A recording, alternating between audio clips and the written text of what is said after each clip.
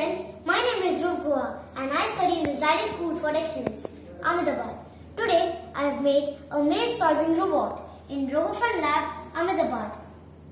The components that I have used in this robot are one EV3 brick, one medium motor, one ultrasonic sensor and two large motors.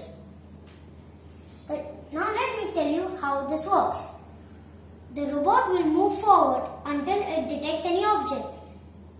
Then it is going to measure the distance of the right side and the left side. Then it will compare the distance, and whichever distance of the side is more, it will turn in that side and move forward.